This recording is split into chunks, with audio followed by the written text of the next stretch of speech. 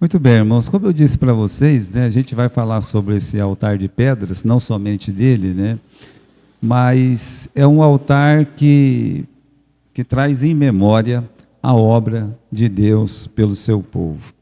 Deus tem esses memoriais. E quando você perguntar assim, por que Deus faz um memorial? Por que Deus manda erguer um altar de pedras, por exemplo, né? Por que Deus fez a ceia do Senhor, que é um memorial, por exemplo? Por que tem que ter o batismo, por exemplo, que é outro memorial? Meus irmãos, é porque o homem tem a mente muito ocupada com o que não deve e esquece facilmente aquilo que deve. Aquilo que nós precisamos fazer, nós temos assim uma facilidade enorme de esquecer. E quanto aos mandamentos de Deus, então, nem se fala. Nós facilmente esquecemos os mandamentos de Deus por qualquer motivo, e aí Deus, então, ali naquele amor, naquela misericórdia, naquela graça. Isso aqui, meus irmãos, é um ato de bondade, de misericórdia de Deus. Dizer assim, vou fazer eles fazer um altar. Olha o jeitinho de Deus, vou mandar eles caiar essas pedras e escrever a lei nessas pedras. Para quê? Para não esquecer da lei de Deus. Esse é o motivo maior. Mas começa assim, né? Você vai ver no versículo 2 aqui, que Deus diz assim, no dia em que vocês passar o Jordão. Eu lembro os irmãos que eles não passaram o Jordão, eles estão do lado de cá do Jordão.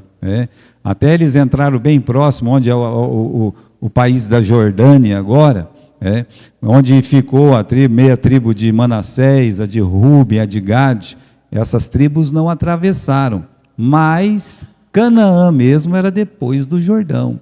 E Deus está fazendo uma promessa aqui. Primeiro isso, né? Quando vocês passar o Jordão, o que quer dizer isso? Quer dizer que Deus está confirmando que um dia eles estariam lá, do outro lado. Quando a gente passar do outro lado. Já pensou quem não conseguiu passar o Jordão ainda? Podia dizer assim, será que nós vamos conseguir passar? Deus está dizendo, vocês vão passar.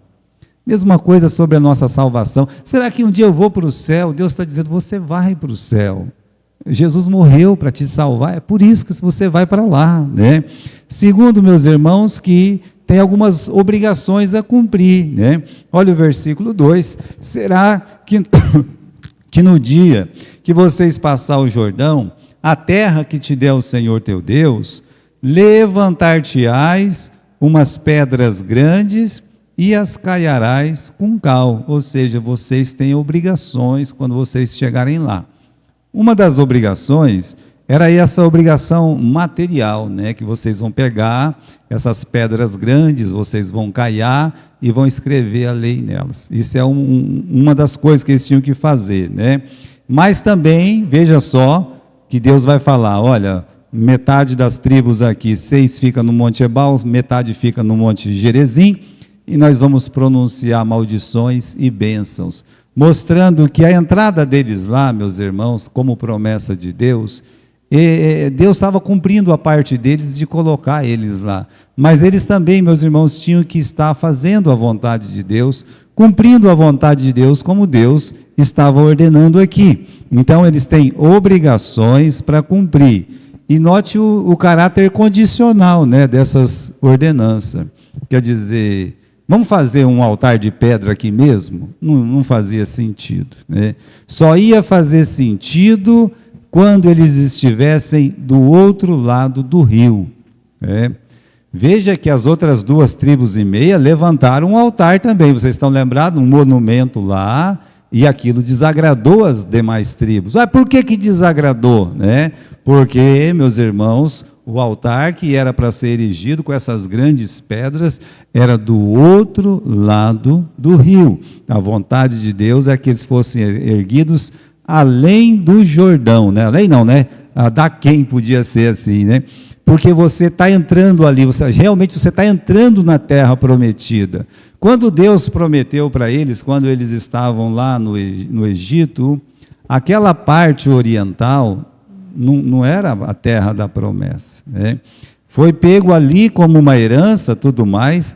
Até hoje, quando você olha o mapa de Israel, eles estão do outro lado casualmente, como eles estão lá nas colinas de Golã e coisa e tal, do lado de lá da Galiléia, mas a terra de Israel mesmo, meus irmãos, como promessa de Deus, aquela língua lá, é aquela língua que fica do lado ocidental do Rio Jordão.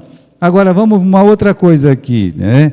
Deus fala no versículo 2 de um altar de pedras, veja lá, finalzinho do versículo 2, levantar-te-ás umas pedras grandes e as caiarás com cal. Primeiro, que deveriam ser pedras grandes, né? Segundo, que elas deveriam ser caiadas, passar por um processo de embranquecimento, né? Uns falam assim, era um gesso diferente, realmente, a gente não vai fazer muita ideia do que é isso, meus irmãos, mas um processo de embranquecimento daquelas pedras grandes, e aí sim escrever nessas pedras a lei. Olha lá no versículo 3, e havendo passado, escreverás nelas todas as palavras desta lei, para entrardes na terra que te der o Senhor teu Deus, terra que mana leite e mel, como te disse o Senhor, o Deus de seus pais. Veja, irmãos, que Deus vai colocar o povo dele lá, mas não vai deixar o povo dele, tipo assim, ao oléu. Deus não faz isso. Imagine Deus nos salvando, nos dando dessa graça maravilhosa e eterna, que é o sangue de Jesus que nos purifica de todo pecado, e nos coloca na casa dele, na igreja dele. Para quê? Para ficar sem fazer nada? Para não aprender nada? É mais ou menos isso que Deus está querendo fazer com o povo de Israel. Veja, quando nós, pelo batismo, entramos na casa do Senhor e fazemos parte da igreja, né, do corpo do nosso Senhor Jesus Cristo, nós deveríamos estar em consoante aqui com esse ensino das grandes pedras caiadas que estão escritas nessas pedras, a lei do Senhor. Ou seja, de cara eles deveriam lembrar da palavra de Deus. Note que eram grandes pedras. O que Deus queria com isso? Deus queria que fosse visível. Quando você vai lá, por exemplo, tem aquelas letras bem grandes, Hollywood, naquela, né? Você vê na televisão, eu nunca fui, mas está lá, você vê na televisão, aí estava letras gigantescas, né? Hollywood, não tem jeito de não ler uma pessoa que passar num lugar daquele. É exatamente isso, meus irmãos, que Deus gostaria. Olha, os povos antigos, e você pode estudar isso em livros de história facilmente, você vê que quando um rei conquistava um reino, né, os assírios, os persas, eles mandavam escrever naquelas montanhas, né, escrever as vitórias que eles tiveram, escrevia lá bem grande, né, levantava aqueles obeliscos enormes, né? Para quê? Para dizer, eu, rei Salmanaser, sexto, terceiro, sei lá o quê, né? Venci o rei da Babilônia, né? Mas não colocava o ha-ha-ha, mas ele colocava como foi a vitória, para enaltecer ele ser engrandecido. Agora, Deus não. Deus poderia fazer o seguinte, né?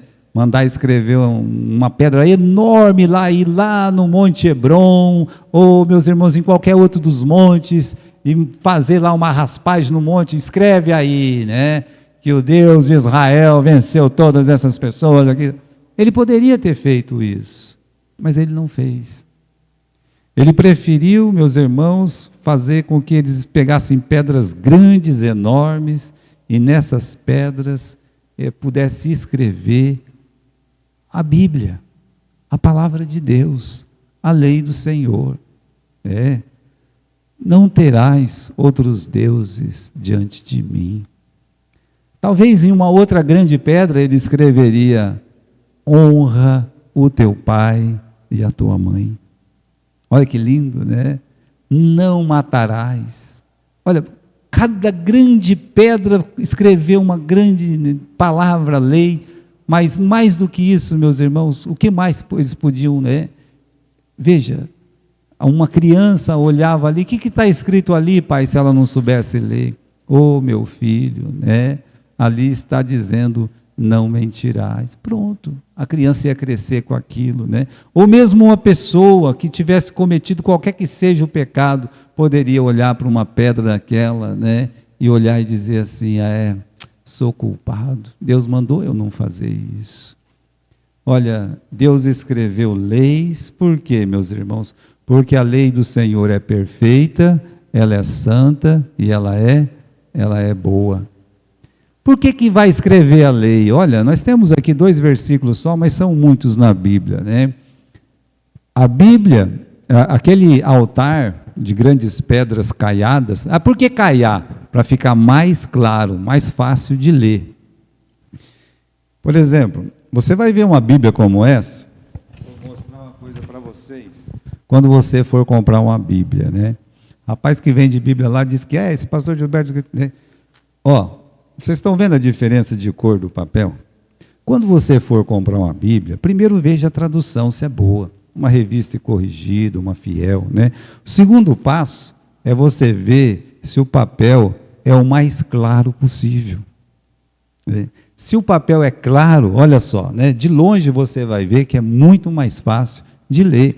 Por isso Deus, Ele está facilitando para que as pessoas façam o quê? Possam ler nitidamente, com perfeição, a lei do Senhor. Mas aí nós vamos lá, meus irmãos, esse altar representa a Bíblia, e a Bíblia é o quê? É lâmpada para os meus pés, luz para o meu caminho, né? Então, uma pessoa que é guiada pela palavra de Deus, ela está, meus irmãos, como se tivesse uma lâmpada ali. Você, por exemplo, agora não, né? Porque as nossas lâmpadas na cidade são boas, sabe? É uma coisa interessante, como é boa as nossas lâmpadas. Mas quando eu era era pequenininho, não era assim não, né? Um poste tinha luz, outro poste lá no céu, naquele interior do Paraná, né? Lá no céu onde vai ter outra luz, umas luzes que às vezes, em vez de ajudar, atrapalhava. Uma pessoa saía tropeçando, né? Tropeça aqui, tropeça ali, como quem mora no sítio se não tiver luz, vai lá, né? Tentando não cair, mas com a Bíblia não. Quem lê a Bíblia, quem lê a palavra de Deus, estava brincando antes do culto, né? O Renato contou uma vantagem, com o aluno dele aqui, o Luiz, já leu a Bíblia 6 vezes, né? Depois que começou a classe dele de escola dominical. Eu parabenizo o aluno, mas eu também parabenizo o professor, né? Está aí fazendo um bom incentivo. Olha, irmãos, a Bíblia sempre é luz, a Bíblia sempre é lâmpada. Para quê? Para você não errar o caminho, para você não tropeçar em pedras, para você não se espetar em espinhos. E se você se espeta, se você cai, e se você está ali, né, faz alguma coisa errada, não é culpa da palavra de Deus, porque está bem claro ali para você não tropeçar, não se espetar. Aqui é o Salmo 119 e 130. Aliás, o Salmo 119 é todo sobre a palavra de Deus. A exposição das tuas palavras dá luz, dá entendimento ao simples. É por isso, irmãos, que nós preferimos ler a Bíblia e tentar explicar a palavra de Deus. Isso é expor a palavra de Deus. Olha, a exposição da palavra dá o quê? Dá luz, dá entendimento para uma pessoa simples. Então, o sermão expositivo, ele é sempre melhor para a pessoa entender do que outro tipo de mensagem. Não que as outras não sejam boas também. Agora, vamos lá, né? O altar de pedras também representa quem? Representa Jesus, né? Vamos continuar aqui no capítulo 27, veja lá o versículo 3. Havendo passado, escreverás nelas todas as palavras desta lei, para entrardes na terra que te der o Senhor teu Deus, terra que mana leite e mel, como disse o Senhor, Deus dos seus pais. E será que quando houverdes passado o Jordão, levantarei estas pedras que hoje vos ordeno no monte Ebal, acaiarás com cal, e ali edificarás um altar ao Senhor teu Deus, um altar de pedras, não alçarás ferro sobre elas, de pedras inteiras edificarás o altar do Senhor teu Deus, e sobre ele oferecerás holocaustos ao Senhor teu Deus, também sacrificarás ofertas pacíficas, ali comerás diante do Senhor teu Deus, e você vai se alegrar. Veja, algumas coisas é notado aqui sobre esse altar de pedras que deveria ser feito, né? O versículo 8 diz: nestas pedras escreverás todas as palavras desta lei, nitidamente, ou seja, expressando bem, né? Uma outra coisa, meus irmãos, no final do versículo 5, quando erguesse esse altar de pedras, não alçarás ferro sobre elas, ou seja, tem uma outra tradução que diz, não, nenhuma ferramenta humana toque nessas pedras. É um altar que deveria ser feito ali, e esse altar, do jeito que pegou a pedra, coloca a pedra e uma em cima da outra para fazer o altar, talvez um altar do tamanho aqui da nossa mesa, mas pega aquela pedra do jeito que vocês pegam, vocês colocam, vocês não mexem com aquela pedra, tá bom. E era assim que tinha que ser feito. Por quê? Porque esse altar, ele também representa o Senhor Jesus. Vamos dizer que alguém pega a pedra e fala assim, calma lá, né? Eu vou dar uma melhorada nela aqui, né? Está com essa ponta aqui, eu vou dar uma arrancada aqui, dar uma cortada aqui. Bom, isso os egípcios faziam. Mas aqui o judeu, ele foi proibido de fazer isso no altar de pedras do Senhor. Por quê? Porque aquele altar representava Jesus, o nosso Salvador. E o nosso Salvador, meus irmãos, ele não pode ser melhorado. Jamais. Por quê? Porque ele é perfeito. É perfeito. Tem aí como é que fala? O prefixo per, que significa o máximo possível. Então, é um feito máximo, ou seja, é perfeito. Não tem o que mexer, não pode mexer. Em razão da sua natureza, então as pedras não podiam ser melhoradas. Jesus não foi aperfeiçoado por homem nenhum, nem por escola, nem por sistema humano, E os judeus, eles olhavam para Jesus, meus irmãos, quando Jesus falava, quando Jesus andava, falava assim, como é que esse sabe tanta coisa, se ele nem estudou em escola nenhuma? E tem uma outra coisa, a escrita nítida, daquele altar caiado. Por que tinha que ser tão nítido? Já expliquei, para a pessoa ler com perfeição. Jesus é o único homem que alguém poderia olhar e dizer assim, eu não vejo culpa alguma nesse homem. Isso foi dito por Pilatos. Mas todos que estavam ali, todos, mesmo os que o acusaram, mesmo aquele que queria matá-lo assim com aquela lança e tudo mais, esse é um santo de Deus, meus irmãos, o ladrão lá, nós somos merecedores de estar aqui nessa cruz, mas esse nenhum mal ele fez, As pessoas olhavam para Jesus, meus irmãos, e não conseguiam ver defeito, não conseguiam ver pecado de Jesus, nada que pudesse desabonar uma atitude qualquer dele. Mas então por que pegaram em pedras para apedrejá-lo, Por que eles que acusaram ele lá para Pilatos, com graves acusações, a ponto de ser crucificado? A Bíblia diz por quê. Foi por inveja. A Bíblia diz. Porque ele dizia que ele era o Filho de Deus. E não era?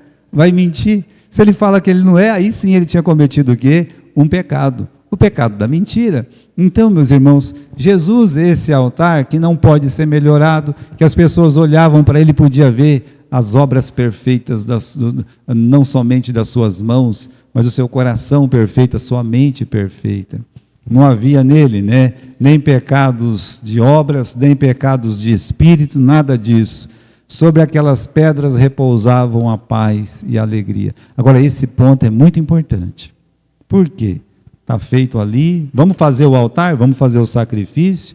Como é que faria esse sacrifício? Dá uma olhada nesse versículo aqui, é o versículo 9, É o versículo 9? Não, é o versículo 6, tá? Diz 7. Também sacrificarás ofertas pacíficas, e ali comerás perante o Senhor teu Deus, e te alegrarás. Olha aqui, é um sacrifício diferente, Isso aqui não é um holocausto, nada. Mas isso aqui é o quê? Isso aqui, meus irmãos, é uma oferta de sacrifício pacífico, aonde uma pessoa estaria em paz com Deus e também ela estava feliz. Como deve ser a vida de um crente? Paz com Deus, Deixo-vos a minha paz, disse o Senhor Jesus. A minha paz eu vos dou. Então, um crente, meus irmãos, ele pode até ter muito problema, mas problemas mil, né? E ele deve ter paz. Como assim? Né? A paz que vem de Jesus Cristo. Né? E a mesma coisa é a alegria. Parece que o mundo está desabando, vamos dizer que o nosso país entra em guerra. A Ucrânia não entrou em guerra. Israel não está em guerra. Bem, e a alegria dessas pessoas vão ficar tristes a vida? Não, meus irmãos. Se acontecer alguma coisa conosco, com o nosso país, com a nossa família, tanto a nossa paz quanto a nossa alegria está baseada no sacrifício de Jesus, na salvação que nós temos em Cristo Jesus. Por isso esse altar representa o nosso Salvador. Deus diz uma coisa aqui também, né? Está dizendo aqui no versículo 11, Moisés deu ordem naquele dia dizendo, quando houverdes passado o Jordão, estes estarão sobre o monte Gerizim para abençoarem o povo. Aí fala o nome das tribos e no versículo 13, estes estarão para amaldiçoar sobre o monte Ebal. Veja só, vai entrar esses dois montes aqui nessa história, o monte Ebal e o monte Gerizim. Geograficamente, um é bem próximo do outro, né? Então, quem está aqui vai ver quem está do outro lado, quem está do outro lado vê quem está aqui. Quando você vai naquele sítio, né, no Paraná tem muito isso. Por exemplo, o sítio do meu avô, a gente tem um monte enorme, né, um grande monte lá. Só que o monte do vizinho é grande também. E quando a gente era criança, a gente falava para os netos do vizinho lá, nosso monte é maior, né? Ele falava assim, mas vai do nosso lado para ver qual que é maior, né? Aí, quando a gente chegava lá, de lá parecia que era maior também, né? Mas dava para ver um do outro, né? A gente conseguia ver um a cara do outro. Eu acredito que é muito parecido, porque lá em Israel só tem montanha mesmo, né? Note que cada um, meus irmãos, tem uma figura, né? Uma função figurativa. Vamos colocar essa palavra, tá? Função figurativa. 6 tribos, que são 6 filhos das mulheres de Jacó, né? Eles estariam no monte Gerizim, que é o monte das bênçãos. 6 tribos, das quais 2 filhos eram das mulheres de Jacó, né? E 4 eram das concubinas. Esses então estariam no monte Ebal. Monte Gerizim, o monte onde seriam pronunciadas as bênçãos. E, meus irmãos, o monte Ebal é onde seriam pronunciadas as maldições. Então, Gerizim vai lembrar as bênçãos, né? Pronunciar as bênçãos, e no monte Ebal vai lembrar pronunciar as maldições. Não significa, meus irmãos, que os montes seriam abençoados ou amaldiçoados. A pessoa chegava e falava, onde você está? No monte Ebal. Né? Não, de jeito nenhum. Isso é coisa dos antigos índios, né? Chegava, isso aí morreu uma pessoa, enterraram aí, não pode nem passar aí, né? E tem pessoas que é assim até hoje, né? Tem pessoas que é desse jeito. Então, veja só, o fato daquele monte Ebal ter recebido as maldições do Senhor, não quer dizer que aquele monte era amaldiçoado.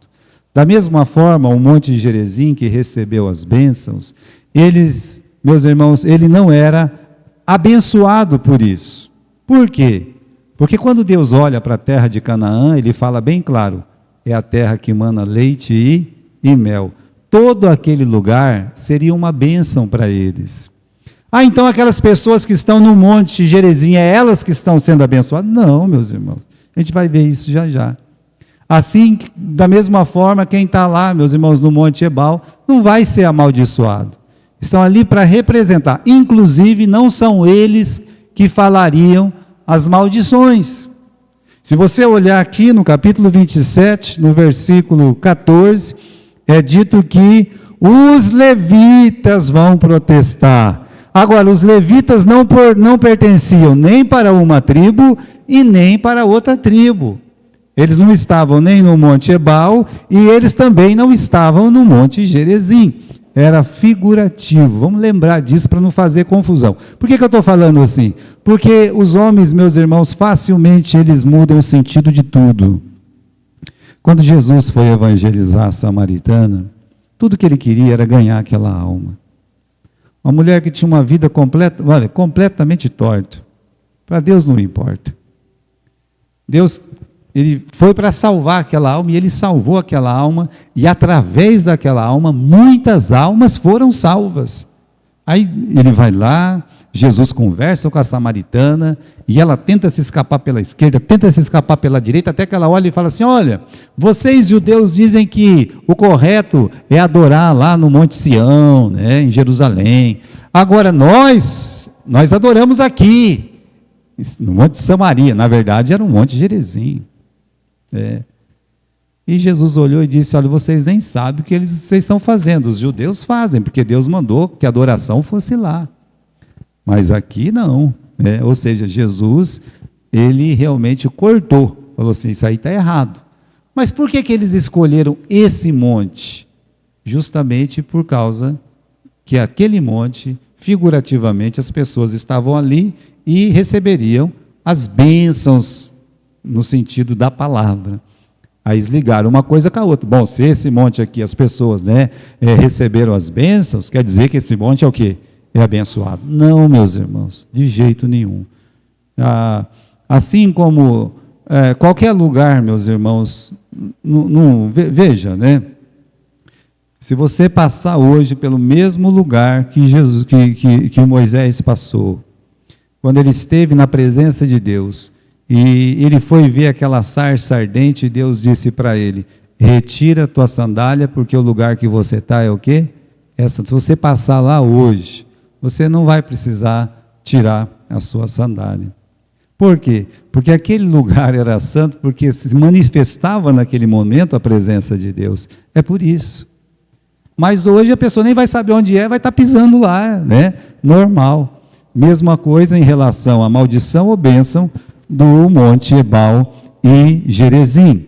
Agora, meus irmãos, as tribos que ficaram lá, já falei um pouco para vocês, né, sobre as tribos, pode mudar aí, né? As que ouviram as bênçãos são os filhos de Lia e Raquel, Simeão, Levi, Judá, Issacar, José e Benjamim, né? E as tribos que ouviram as maldições: Rúben é o filho que desonrou o pai, Zebulon, o filho mais novo de Lia, que quando nasceu, sua mãe não quis glorificar a Deus, glorificou o homem, né? E os 4 filhos da serva. Mas aí tem uma pergunta: Deus está fazendo acepção de pessoas? Não, meus irmãos, né? A gente vai ver que não tem nada a ver uma coisa com a outra, né? Rapidamente a gente pode ver isso aí. Olha só, vamos no capítulo 27, tá? No capítulo 27 e no versículo... Deixa eu achar aqui o versículo, tá? Vamos lendo aqui. Versículo 4. Será que quando houveres passado o Jordão, levantareis estas pedras que hoje vos ordeno? Em qual monte? No Monte Ebal. Olha, calma lá. Mas o monte da bênção, era Gerizim. E por que Deus está escolhendo fazer esse altar no Monte Ebal e não no Monte Gerizim? Olha só. Então, pela ótica aqui do samaritano, tinha que fazer esse altar aonde? Até fizeram, né? Fizeram lá no Monte Gerizim, não no Monte Ebal. O motivo, meus irmãos, é muito simples. Porque, pode passar aí, pode, meus irmãos, por quê? Porque ali todos estavam debaixo da lei. Todos eles estavam debaixo da lei.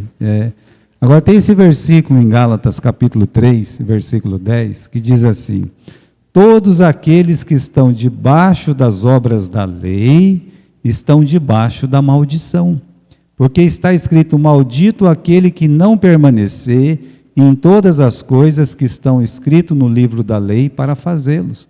Mas, pastor, quando a gente começa a ler a lista da maldição, não são tantas, né? Você já notou aqui que é pouco? Tem um monte de coisa errada, por exemplo, que não está escrito aqui, nessas maldições. Mas isso aqui, meus irmãos, como eu disse, são figuras espirituais para a gente entender que existe o pecado contra Deus, que nós cometemos, como nós desobedecemos a palavra de Deus, e bênçãos, como nós vamos ver no capítulo seguinte, para quem obedece a palavra de Deus. Mas, por exemplo, pega o versículo 26 aí do capítulo 27. Maldito aquele que não confirmar as palavras desta lei, não cumprindo. Qualquer pessoa que cometesse qualquer um dos pecados escritos na lei, mesmo aqueles que não estão mencionados aqui no capítulo 27, ele é o quê? Maldito. Então vamos voltar para Gálatas 3:10, que diz: todos aqueles que estão debaixo da lei estão debaixo da maldição, porque está escrito: maldito todo aquele que não permanecer em todas as coisas que estão escritas no livro da lei para cumpri-las, para fazê-las. Tanto aquelas pessoas que estavam no Monte Gerizim, quanto aquelas pessoas que estavam no Monte Ebal, segundo nós temos na palavra de Deus, todas elas eram o quê? Pecadoras. Todas, de alguma forma, tinham cometido pecado. E, meus irmãos, o altar de Deus, Jesus disse: eu não vim salvar os sãos, eu vim salvar os doentes. Mas quem era são no tempo de Jesus? Antes ou depois de Jesus, tem alguém são? Nenhuma pessoa é sã. Todas são pecadores. Né? Então, veja só, tanto os que estavam no Monte Gerizim, quanto no Monte Ebal, são pecadores. Então, estavam debaixo da maldição. O altar de Deus, ele só tem sentido se tiver maldição, senão não tem sentido. Para Adão e Eva, antes do pecado, precisava ter um altar? Sacrifício? Não tinha necessidade nenhuma. Nem no altar, nem de um sacrifício, derramamento de sangue, não tinha. Isso só foi necessário depois do pecado. Então é muito importante a gente notar isso, né? Quer dizer, o altar está no lugar certo, onde está sendo pronunciado o quê? A maldição. É lá, é o lugar dele. Meus irmãos, a morte de Cristo é para tirar a nossa maldição. Aquele que não conheceu o pecado, o fez pecado por nós. Então, repare que quando Deus estivesse falando, Deus não, os levitas estivessem protestando lá, dá uma olhadinha aqui, vamos continuando, no capítulo 27, continuamos ali, capítulo 27, deixa eu ver se eu encontro o versículo também. Como eu não marquei, então a gente tem que achar aqui.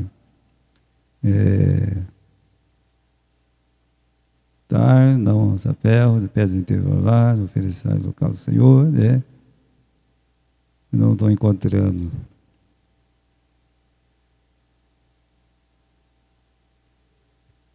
Não.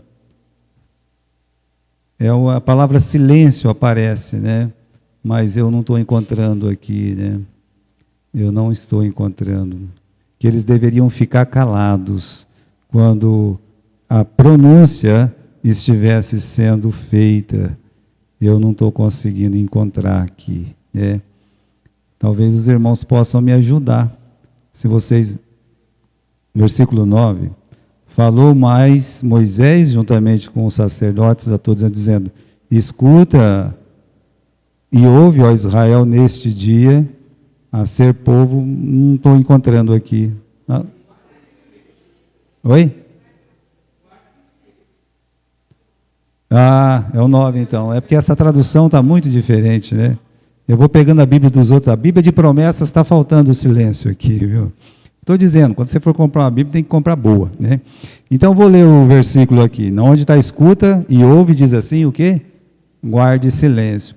Irmãos, essa palavra guarde silêncio é a palavra que está no original. Então, você veja só, eles deveriam guardar silêncio. Enquanto a lei está sendo anunciada, todo mundo tinha que estar quieto. Quando fala da lei, a pessoa deveria ficar quieta, se limitar ao silêncio. Por quê? Porque ele é culpado. Por isso, irmãos, quando uma religião fala que você tem que guardar a lei para ir para o céu, ela está falando quando ela deveria ficar quieta. A nossa salvação não vem da guarda da lei, vem do sangue de Jesus. Vem da salvação que está em Cristo, né? Então vamos ler esses versículos também, que está em Romanos 3, 19 e 20.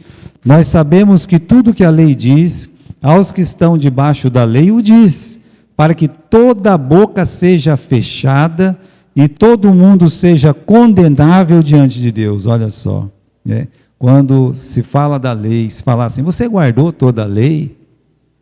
Nossa boca deveria estar o quê? Fechada de vergonha, de muita vergonha. Mas o que acontece com o ser humano? Ele se acha melhor do que a outra pessoa. Ele acha, por exemplo, que ele tem menos pecado que a outra pessoa. Isso faz dele, meus irmãos, um soberbo diante de Deus, porque todos ali deveriam ficar em silêncio. Vamos dizer que o pessoal do Monte Gerezim, vamos pegar os dois times, né? Aí pega o pessoal do Monte Gerezim e estão pronunciando aí maldição no Monte Ebal lá.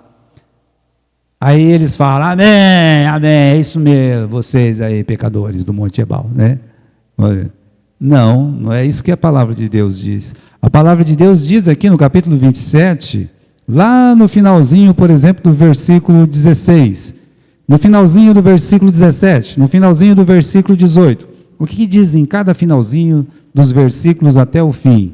E todo o povo, as pessoas que estão no Monte Ebal e no Monte Gerezim, vai dizer o quê? Vai dizer amém, ou seja, sou culpado. Eu sou culpado. Vamos ficar quieto até pronunciar a lei, né? Alguém podia bater no peito e dizer, eu não fiz isso, né? Tá bom, você não pode dizer isso. Diga amém, maldito aquele que pecou, né? Por isso nenhuma carne será justificada diante dele pelas obras da lei, porque pela lei vem o conhecimento do pecado. É por isso que a gente fica quieto, né? É por isso. Portanto, meus irmãos, você vê que o altar foi construído no lugar certo, no Monte Ebal, né? Graça divina em todo pronunciamento, né? Olha que triste situação. Não importa em que monte eles estavam. E também, meus irmãos, né? Que tribo eles eram, porque todos eram culpados de pecado, né? Nenhum deles poderia ter paz e nenhum deles poderia ter alegria. Mas Deus providenciou a paz e a alegria. Como? Quando Ele mandou fazer o altar. Aí eu digo uma coisa. O altar foi feito antes da pronúncia ou depois da pronúncia? Né? O altar deveria ser feito antes da pronúncia. Para a pessoa poder ter o quê? Poder ter paz. Eu sou culpado de pecado. Mas por que você vai ter paz e ainda ter alegria se você é culpado de pecado? É pelo sangue do Cordeiro. É pelo sangue de Jesus. Ele me dá a verdadeira paz e Ele me dá a verdadeira alegria. Então, repare que o altar ele se levanta antes do pronunciamento. Ofertas pacíficas, feito alegremente, estavam em paz, felizes, né? Então, se o homem não podia subir no Monte Gerezim, proclamar bênçãos, né? Por causa da posição, da condição, esse altar, meus irmãos, ele estava lá, para garantir tanto a alegria, quanto a bênção, quanto a paz. E vai ser assim no fim, tá? No final vai ser exatamente dessa forma. Quando você estiver na presença de Deus, você acha mesmo que Deus vai ficar passando a mão na tua cabeça, falando que você era bonitinho, lindo, que você era uma pessoa perfeita, maravilhosa? Não. A Bíblia não diz isso. Quem são estes, Senhor? Estes foram os que lavaram as suas vestes no sangue do Cordeiro. Por isso que as vestes estavam limpas. Estavam limpas pelo sangue do Cordeiro. Daí o nosso amor a Jesus. De como nós devemos amá-lo. De como nós devemos abraçar o nosso Senhor. Como é bom ser salvo pela graça de Deus. De ter a salvação em Cristo Jesus. Que bênção, que paz, que alegria.